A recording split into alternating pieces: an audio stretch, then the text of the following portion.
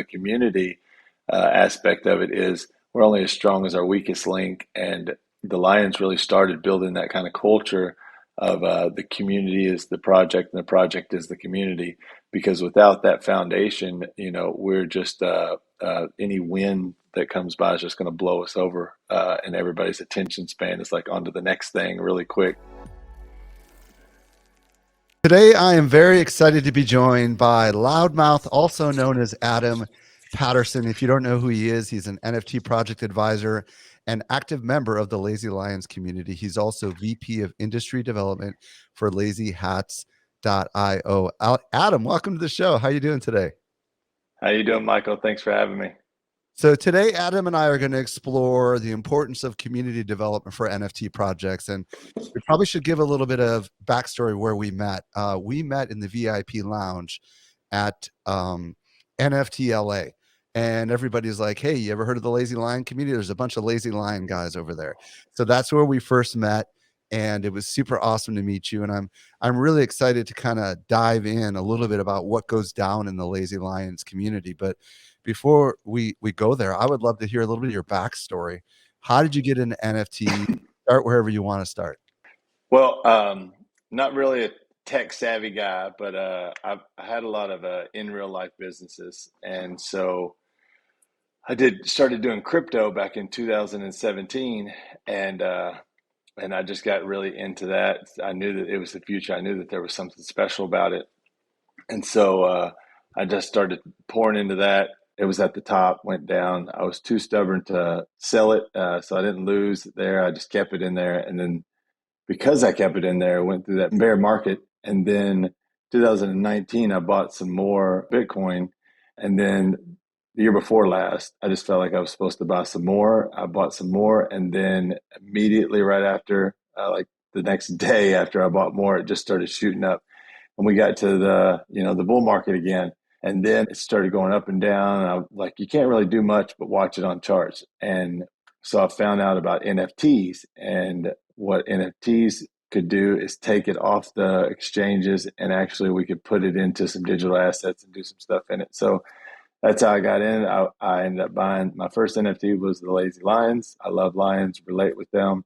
I do not like the word lazy, so I didn't buy them. I didn't mint them. I didn't buy them for like 3 times, but there was nothing else that I resonated with except for that one. So I always would go back to it, and I finally bought it. And I started learning about community. When was that approximately? August. Of what year? Of 2021? Yeah. Okay, so you bought your first Lazy Lion in August of last year, and then keep going with the story, because obviously you would buy more than one, and you would go on to buy quite a few different NFTs. So tell us, like, first of all, what was that experience like buying the very first Lazy Lion for you? Well, I thought, what did I just do? I just spent like $1,000 on a picture of a cartoon. And so I thought, well, at least I learned about it and see what's going on. And then I started getting all these emails from offers on it. And I thought, man, I still didn't even get the concept. I'm like, and it's pictures, right? Like, why did I pay for this when I could have just screenshotted it? And then I kept getting these offers. And so I thought, well, I want to buy a couple more of these while they're down. And so I bought a couple more, and then they just kept going. I sold my first one, made, I think, about double of what I paid for it. And then that's all I needed. I went all in. And so I like started buying every one I could get my hands on. I'm going through rarity tools, which I did not know at the moment that it's behind, a little bit lagging. So be careful on that. Wish I knew what I knew now then, but I bought probably 40 lions. Well, we should back up the train a little bit. What was your business? What were you doing when you were buying these lions? Where'd you come up with all the money for that? I'm just curious. Was it from the crypto that you had previously invested? Yeah, it was from the crypto I previously invested. So about August this year will be 3 years that me and my wife, we actually shut down all of our business. We had 7 businesses and 28 properties in Kentucky. We were born and raised there, and we just felt like God wanted us to move to Texas, and so we shut down our businesses. We placed employees in other colleagues' businesses, so we didn't just leave everybody high and dry. And then I shut down the businesses that um, that didn't have any, and we sold our real estate, and we gave some of the real estate away, and had a car lot. We gave a bunch of cars away like the last week we were there, and we just felt like God wanted us to give it all away and go to a place He'd show us, and we came to Texas. So I retired at 40. Um, and came down here with enough money to buy a house. And I ended up splitting that money up. Instead of buying one, I bought four houses. And then the one money I had left over, I bought a car wash. And then we just started ministry down here. And we helped plant a church. And then a year after that, we went and helped. They prayed over us and sent us to another place. And they planted another church. And then we started outreach. And I started what my name is now is Loudmouth Ministries, where we go to the streets and we preach the gospel and we're loudmouth about Jesus. And so when I got into NFTs and I got on Twitter, uh, I just kept the name Loudmouth, and it's worked pretty good considering the fact that I started dumping all this money into NFTs, started learning about them, getting in Discord, learning about the community, and I just knew that Twitter Spaces, I didn't know about Twitter Spaces until then, but I knew that that's what was selling all these NFTs. First of all, an amazing story. So bring us up to the present. Like, what are the collections that you're part of these days? And just give us kind of, because obviously Lazy Lion sounds like it was your inroad, and it worked perfectly with the ministry that you're starting, Loudmouth. So what are the other collections that you're actively part of today? Because I know you're not just part of the Lazy Lions community; you're part of a number of other communities as well, right? Yeah, I'm part of a bunch of different communities. And before I say which ones, I just want to explain like the point of that is through community building. Like I integrated through these other communities. So instead of us just sticking with the lazy lines and trading baseball cards back and forth with no real raise in a value, I knew that new liquidity through our cycles has to come in. And so, what better way than to integrate communities? So, I reached out and started watching and checking out other communities that were going on, other NFT projects. And so then I started to integrate our community within that community to grow. And so one that stood out to me the most was the Blue Chimps, and the Blue Chimps they were coming together and building super community. They were in a round table meeting every day. They've got executive board, they got VCs, and so they were actually running this as a business, but yet they were still active. So it wasn't like just like some regular corporate coming in and just doing it like a machine. It actually was people in the community, working in the community, living in the community, being active, and they were actually running it to where they could help projects mint out. It's like a la carte, whatever they needed. They had the people to do it. They had the devs, the artists, the mint out parties, the welcome team, the negotiation teams, like marketing. It was amazing. So I integrated with them. So I've got several blue chimps. Then there was somebody that was just killing the spaces. They were doing Twitter Spaces the best. They had basically 24 hours a day. They had from all over the world running spaces, and that was the Apocalyptic Apes. And so I integrated with that community. And then what we did with the trait system and the Lions, Fiddy Eth, that was the creator of the Apocalyptic Apes, had us come over and start doing that with his collection, separating the different traits in the Apocalyptic Apes. And then also, we've got I'm in with the Bulls and the Apes project, and that's the new project that's about to come out. They're actually minting today, and I'm pretty excited and stoked about that because it is one of the first kind like its kind, and they're doing a or a 6 month ETH back guarantee, and it's written in the smart contract. So if for any reason somebody doesn't like what the project is doing or like what the community is bringing utility wise, they can click a button up to 6 months and get their money back. So that's a pretty amazing project. And you're betting on the people in here more than you are the lure of the project. All that has something to do with it. But these guys, they created Helium 10 out of nothing. So, bullish on those guys. Yeah, and for those that have been listening to the show for a little while, remember we had Manny Coates on the show a couple of months back, and as of today, when we're recording it, which is Tuesday, May 31st, which this is not coming out, you're going to hear this after. This is the day that they're minting, which is kind of exciting. So, Loudmouth, we've talked a lot about how your story, how you came from having a bunch of local businesses, you sold nearly everything, you moved to Texas, and along the way, you invested in NFTs, and you were able to take some of the crypto investments and invest them in major projects, and ultimately develop some really great relationships and some really great communities. Um, I would love you to answer this question. Why do you believe for NFT projects, community is so important from your perspective? And what is it about the Lazy Lions community that you believe is unique? So feel free to talk about that. Why community? Why is that so important for NFT projects? Well, I think that it's so important because that's actually what NFTs are. You know, it's community, and the way I break it down is real simple. I'm a simple guy.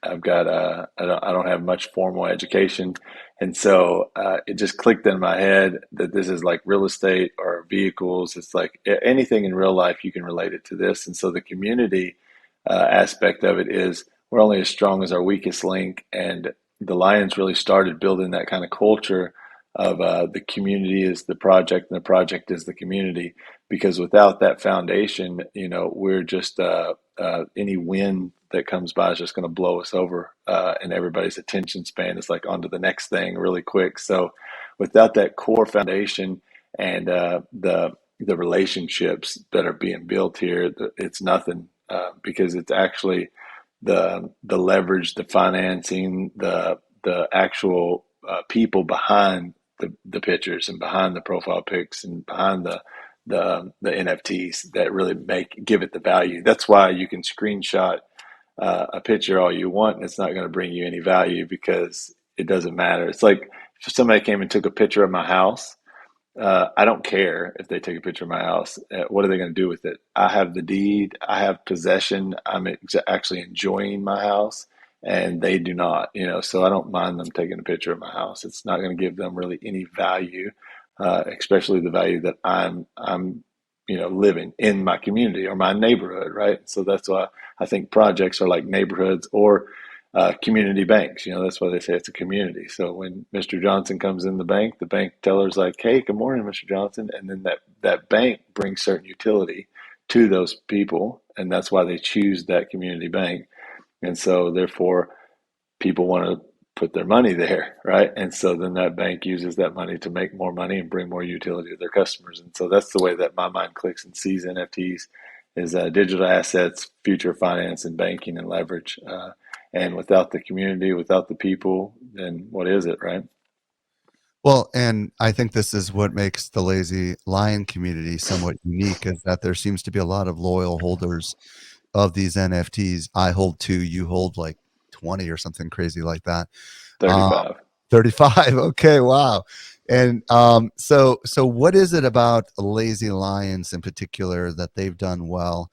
And I know you're part of, you are technically you're not formally part of the Lazy Lion quote unquote community is my understanding. Instead, you're part of a kind of a subgroup that you've kind of helped create inside of the Lazy Lions community.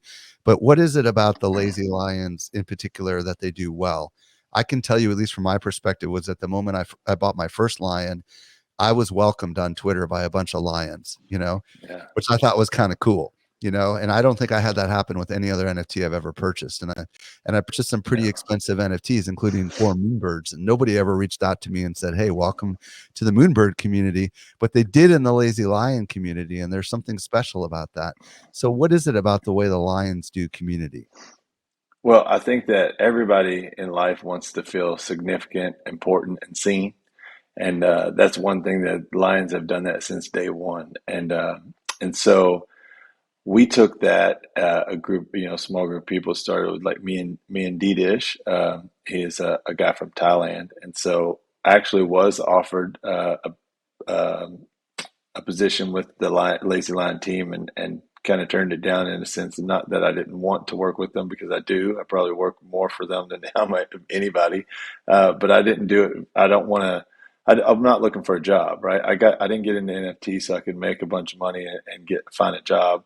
I got into NFTs because I just felt like that's what I was supposed to do. And then when I got it, I know that it's the future, and I'm just so excited about what it actually is, what it stands for, that I'm sold out on the process of what it is. And so I don't want to be, confined by just somebody, having to work for one person and do what they say. I want to be a part of this from the very beginning.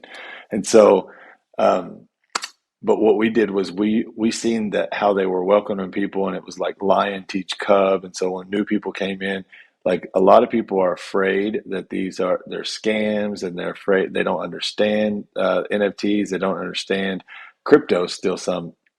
And so when someone does come in, we know that if we want to successfully onboard new people, onboard those people, bring them, we got to make sure that they feel significant, that they feel special, that they're seen and they're heard and they matter, and we want them to be there, just as you would in any real life business, or and it's unfortunate that more NFT projects are not doing that, because that's exactly what we need. We need the education. And when I first got in, that was the number one thing that's on my heart, was like, I want to educate people is and bridge that gap so that we can have more people come in, all the way up to mass adoption, because it's going to change the game.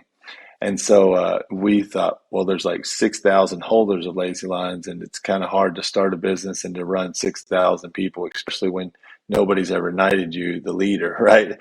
So me and Didish, we came to a place where we thought, if we take a trait, because all the different NFTs have different traits. Like somehow have a loud hat on, or, there's projects that are starting to put loud hats in their projects now. I think I'm up to like 4 projects that's done that, inspired by what I'm doing and what we're doing in the space. So, but we have a lazy hat that's up like this, and it says lazy on it.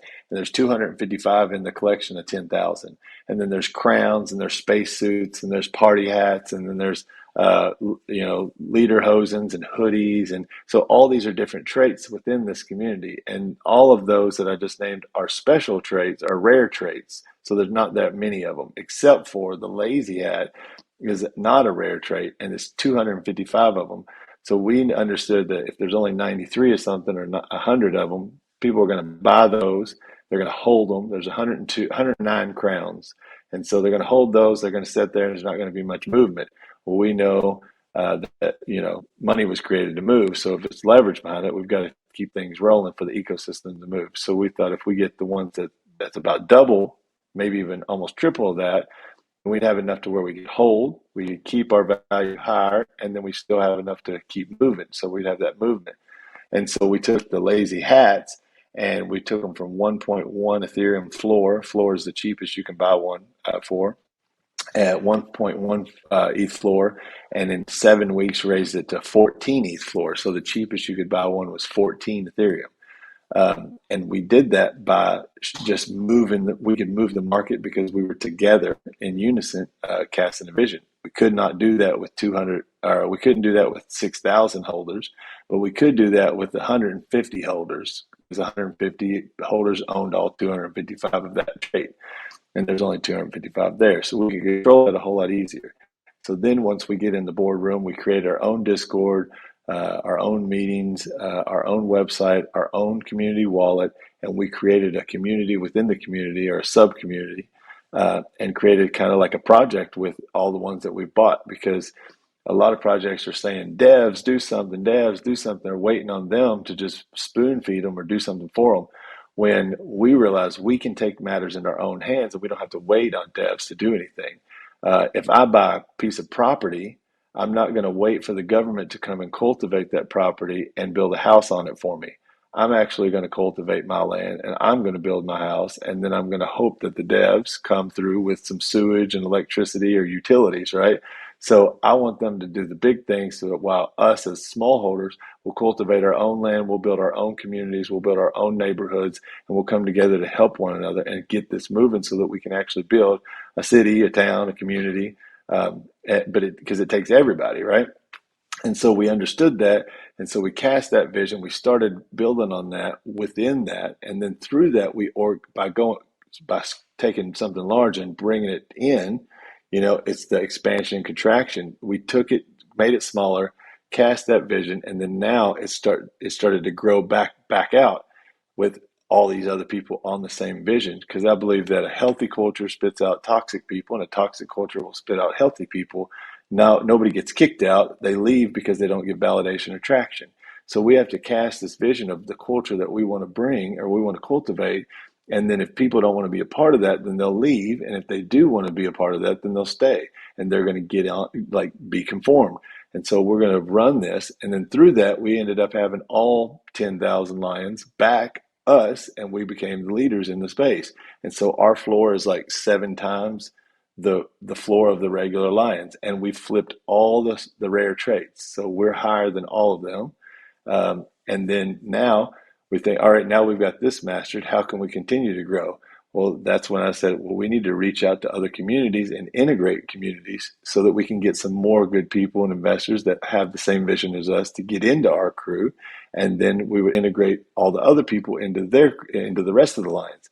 Through us doing that, it also will inspire other trait groups to start to raise up within. So the space suits start their own group. The galaxy skin starts their own group, because we can actually make it move. We can move markets.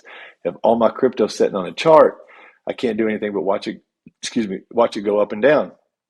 But if I can move it into NFTs, it's a tangible digital asset that a group of people can come together and actually move it. And when we found that out, we thought, all right, how do we do that? Well, we looked back at our in real life business and we thought, these are our strengths. This is how we did it. And then we'll just do it in here.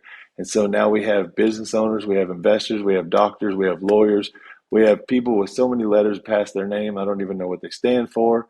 And we're in a business meeting or executive boardrooms every day, and we're thinking, how do we move this forward? How do we promote this person? How do we help these people? How do we bring utility from within and cultivate our land and build a community and build this culture that we want?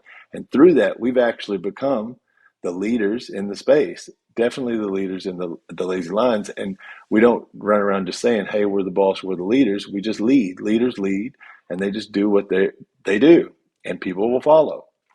So that's the thing that we built, and now we're on a mission to where we're helping music NFTs, we're helping athletes bridge over from Web 2 to Web 3. We're helping new projects like Bulls and the Apes. We're teaching them how to do spaces, who's in the community, introduction, bridging the gap, bringing education, bringing new liquidity in the space, as well as integrating other communities within our community. And so it's working now really, really well. And we're doing it slow, but we're doing it really well, so that when storms come, like this last one that's kind of put us in this bull market, everybody dropped big time. We didn't. We dropped a couple Ethereum, but we're still running 5, 6 Ethereum floor, and we're having sales every day, and bigger influencers are coming in every day asking how can they be a part of our secret club, is what they call it. So we've got the #1 YouTube channel in cryptocurrency. He's inquired. I had a meeting with him in Atlanta this last week.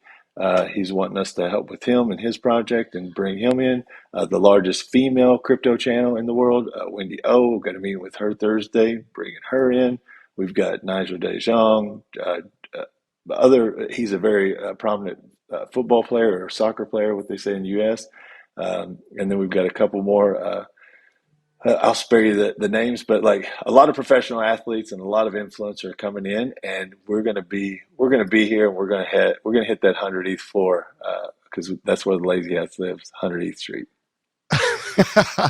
Well, first of all, that was freaking cool. So I want to back up on a couple things, a couple fundamental things. One of the things you threw out there, you said lions teach cubs. Talk to me about what that means, because it sounds like this is like a phrase that's used inside the Lazy Lions community that I think a lot of others might be able to benefit from you explaining. What does that mean, lions teach cubs? Well, it just means that if we're the OGs of the Lions, we've been here a while. Like I said, we've been here since the beginning. They minted in August. I didn't mint them. I bought right after, but a lot of people that are in the Lions did. And so when new people come in, like you said, if excuse me, if they come in, we actually do a roar. What we do is roars over floors or roars on Twitter. We welcome everybody. We blast them. Like if you want more followers on Twitter, buy a line, you're going to get it. You just put lines follow lines. Yeah, like we're going to come in strong. And so we welcome them, and then we're there. Our Discord has got like 144,000 people in it. And if you get in there and you start asking any questions, there's a section in there that you can go, and somebody that's already been in there that understands what's going on, that knows the ins and outs, knows how to not get scammed, knows where to go, what to do, who to call, all the protocols and stuff. We'll actually embrace them, bring them under our wings, and then we'll lead and guide them and teach them and educate them into the space. Something that I wish had had happened to me, because I would have saved about $500,000 and had twice as much as I have right now, at least at minimum, right? But I had to learn the hard way, and so now we don't want people to have to go through that unless they choose to, because some people only learn the hard way, and that's okay. I've probably fallen in that category a lot. But if there was someone there who could just take a few moments to answer some questions, and help us move forward, it would save a lot of people mistakes. It would keep a lot of people here, and it would make people be more bullish to where they want to invest more into this because they would have better understanding of it. And so that's what I mean by that. So if you go in there and you say, "Hey, I don't know anything," there are going to be 10 lions that say, "What do you need?" And in most communities, if that happens, be careful. But Lions is probably the most trustworthy, full of integrity community that I've ever met. Most people, if they leave and take off, it's not far before they get, clapped pretty good and they come back, because you can just trust us. Well, you guys refer to people as kings and queens. Talk to me about that a little bit and why that is so important. Well, the lion is the king of the jungle. And so I think that we identify as the kings of the space, the kings and the queens of the space. And so every time that you speak something, you're actually proclaiming it over a people. And so we want everybody to feel that they're kings and queens. If they're a lion holder, then they are kings and queens, because we are the kings of the jungle, and we're roar.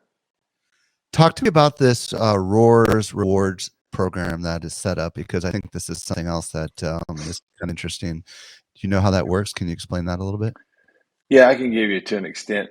In the beginning, it really was a really, really good deal. Not that's not now, but I think that with the volume going down in the bear market, it's not as significant as it was. But in the beginning, we made sure that we set up, or well, I'd say the Lions set up a rewards program, and it's like reward, but we called it raw rewards. And through that, if you kept your profile pic a lion, and then you had a Twitter banner as a lion, or a lion emoji in your description on Twitter or something. By doing those things, that you would get the diamond polls, what they call a diamond poll status in the Discord, and through that, then you got a percentage of the sales every month for the entire Lions, given Oh, back to you about on the 10th of the month. And oh, so wow. there Okay. was one time I almost got a whole Ethereum because it had so many lines and there was so much volume, so it was like really bullish.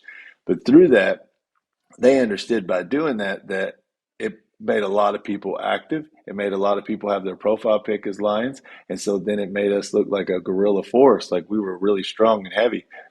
And everywhere you looked, there was a lion profile, there was a lion Twitter, there was people talking about rewards and roars over floors, and then they were just stampeding the place and running in the pride, as they call it, or the pack, and it really gained a lot of traction in the beginning, and it really brought good utility. It was one of the only um, actual PFP projects or NFTs in the projects that was actually paying holders back, and doing it in a legal way, because you can't just, well, I won't get into that. That's a whole nother story. But they did it in a way that it was a reward, and for participating in certain things, and so it was really good.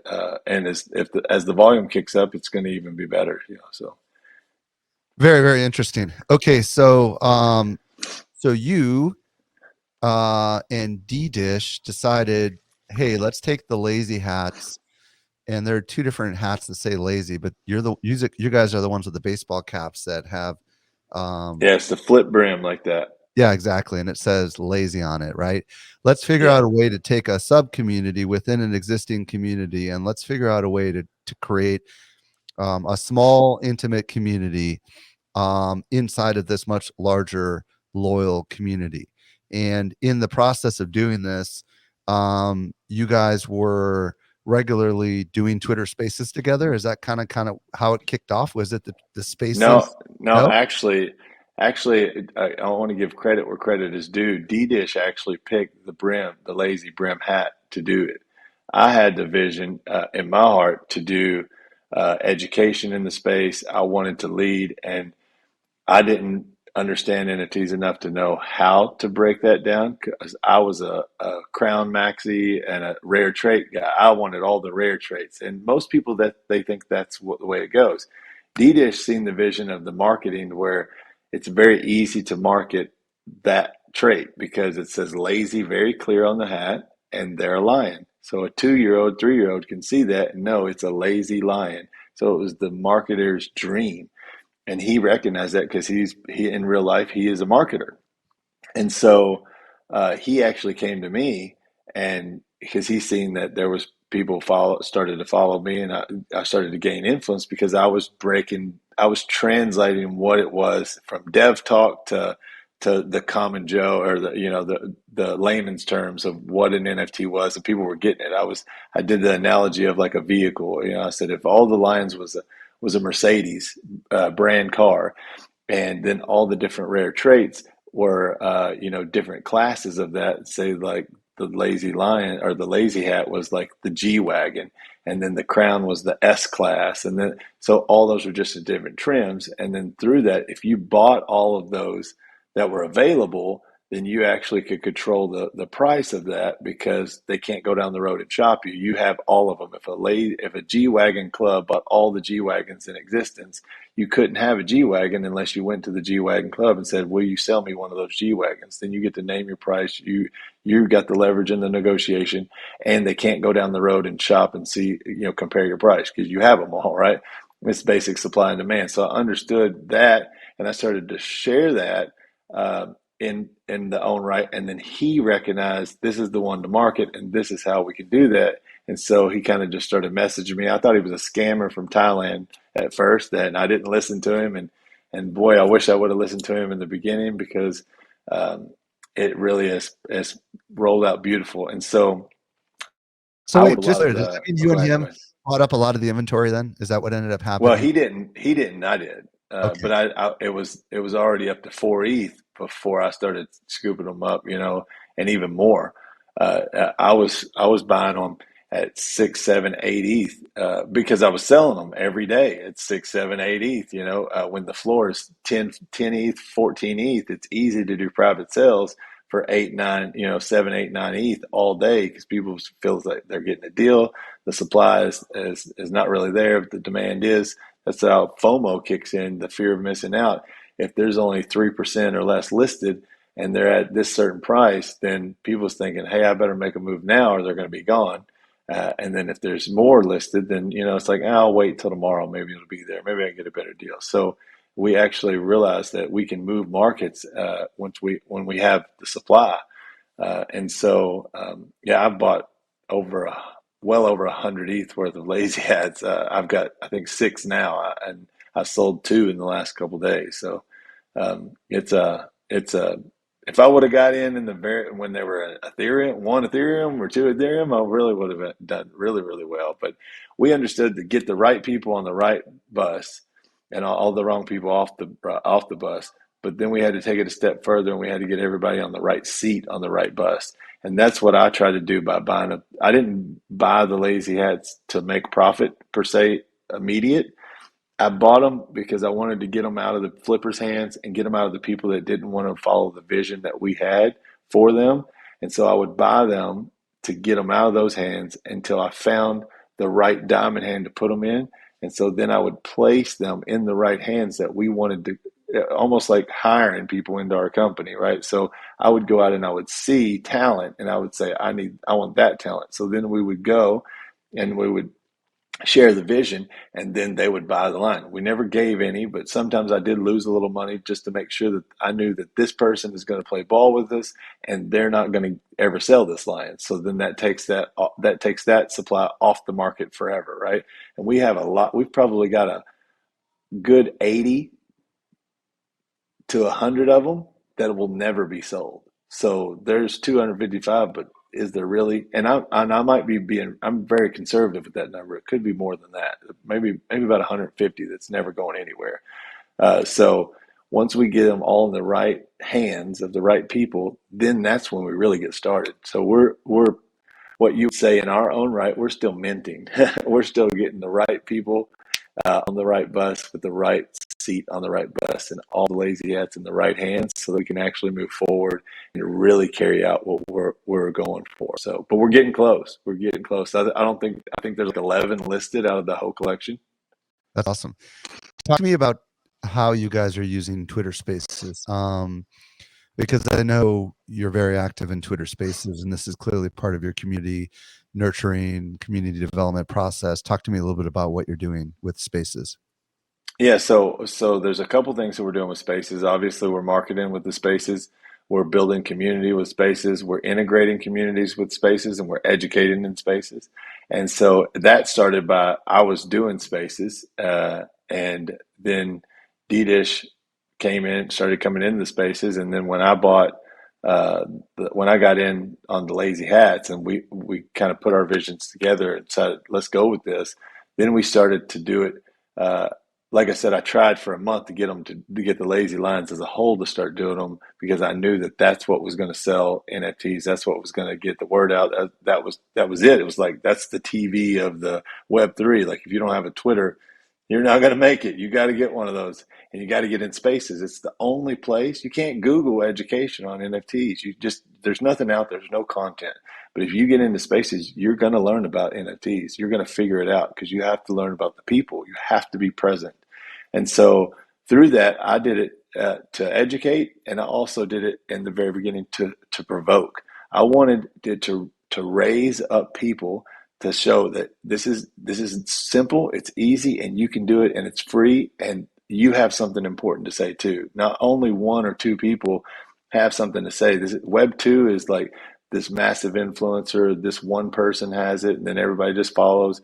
Web3 is not that. This is decentralization, and everybody that's a part of this is important. Everybody has a voice. Everybody has something smart to say and something to contribute. And so we want that to happen. So through that, a few months of spaces, then it actually started to raise people up, and then they started to start talking, getting comfortable. And so now, within the last month, we've actually provoked other traits and other lions to start leading their own shows. And I think we're up to 12 a month or a week, 12 spaces. So there's a lion space every day now, Wow. and up to 12 per week consistently. Because what you consistently do becomes your reality. So I started a Monday night show at 10 p.m. Central Standard Time on Twitter, and I was there come hell or high water, no matter what, whether I was traveling, no matter what, at 10 p.m. Central Standard Time that button is clicked and that show started, FOMO with Loudmouth. And then we actually have guests on the show. We have other communities come on. We have people that are starting projects come on. We have influencers come on, and we just educate. We just talk, and we build community. Fascinating. When you guys are doing these spaces together, what's the general structure? Are you mostly interviewing people? Is it just talking smack with people? I mean, like what is it about the way you do spaces that makes people want to stick around for a while? I don't know. I haven't figured that one out yet, Mike. That's your expertise, and hopefully, maybe you can help us with that because Well, how long are you live for, and how do you normally start it out? You know what I mean? we're usually live for a minimum of about 4 hours, 4 and hours. yeah, and my longest space was a little over 17 hours. So Okay. and it's just like a big group of people that come together and hang out, and you don't have to say, all right, I got to go home because you're already at home. So it's like hanging out with your friends from all over the world until the host just kind of drains out and has to go to sleep, or something else they have to do, right? And most people in this space are pretty well off and have investment money, so that they're not they're not confined. There is a lot of people that are too, but most people have the freedom to be able to do whatever they want to do. And so we're just a bunch of big kids hanging out, playing. Like when someone sends me a link and said, to a Twitter space, I feel like it's when I was a kid and somebody knocked on the door and says, "Can you come out and play?" Yeah. Fascinating. I want to go back to the integration stuff you mentioned earlier, because it seems to me now that you have established a little bit of what I call that flywheel movement, right? Where you are actually It's things good. are starting to work according to your original plan. You've developed a community of core holders, if you will, that are regularly planning and strategizing together, and you're starting to work with other communities. Um, Talk to me a little bit about that, how a group from community X can work with community Y. Like, that seems a little counterintuitive to the way a lot of NFT projects are going today, but it doesn't seem like that's necessarily a bad thing. I mean, in an ideal world, I think the more NFT communities can collaborate together, the more we can all rise. But what is it exactly that you're hoping to accomplish when you integrate with another community? Well, there's a few things, and one is the stronger we are together, the better off we are, because we understand true competition. I think the original word of breaking that down is comptheos, and that means to conspire together to win. Because you're not my competition. I'm my competition. There's no way I can be Mike, and there's no way I can do what you do. You're graced and blessed and created to do what you do. There's only one of you, and you got to be the best you. And so I've got to be the best me. So I got to look at myself in the mirror and I say, hey, let's beat yesterday. And as long as I'm trying to beat my yesterday, then I'm going to win. And nobody else can take that from me. Nobody can be better at that than me, because it's me, right? The problem is when we start to think that somebody's overstepping our toes or going to take what we think is ours, and then at someone else's expense or another tribe's expense, we try to hoard things up because we think we're going to run out, we're not going to get it, and then that leads to jealousy and envy. And as you know as well as I, James 3:16, it says, where envy and strife is, it opens the door to every evil work. And so I don't want to strive against anybody else. I want to actually help them thrive. So if we help enough other people get what they want, then we never have to worry about what we want, because it just comes. And so I think by integrating the communities, we are so early that there's nothing that's going to stop or hurt anybody right now. And I don't think for at all at any point. But that's neither here nor there. It's somebody's opinion, but I think that the stronger that we get, there's communities that are full of amazing people that have important things and ideas and creativity.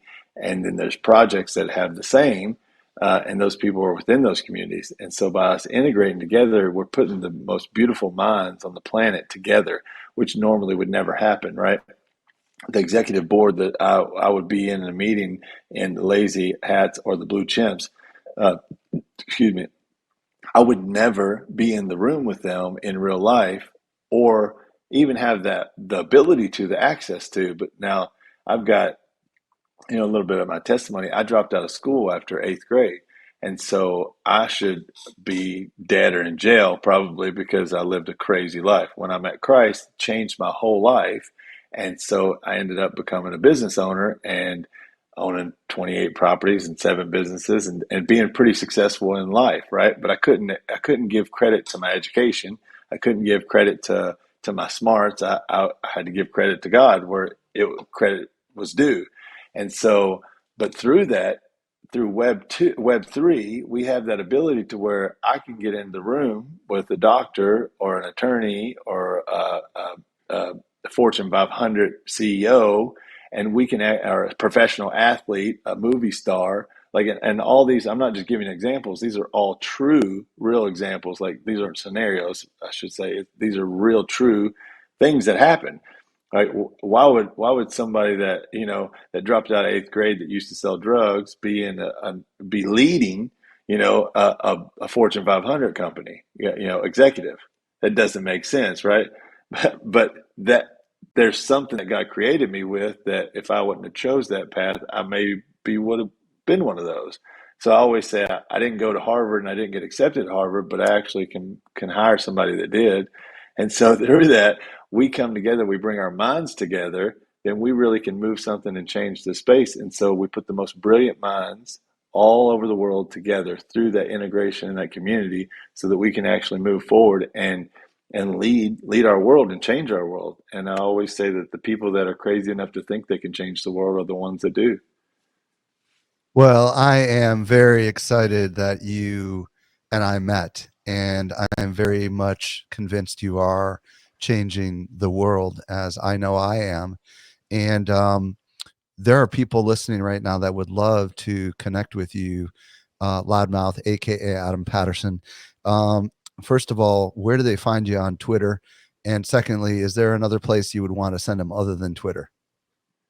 If you're invested in NFTs, absolutely not. Twitter's the place to be. And so it's all capital letters, loudmouth underscore ETH, ETH. And I'm a white lion as my PFP, so you'll see me.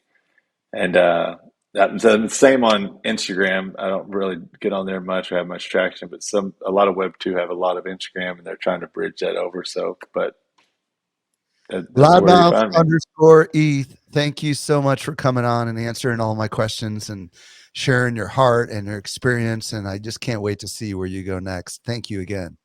Thank you for having me. It was an honor and a pleasure for sure. And I'm glad that I met you too.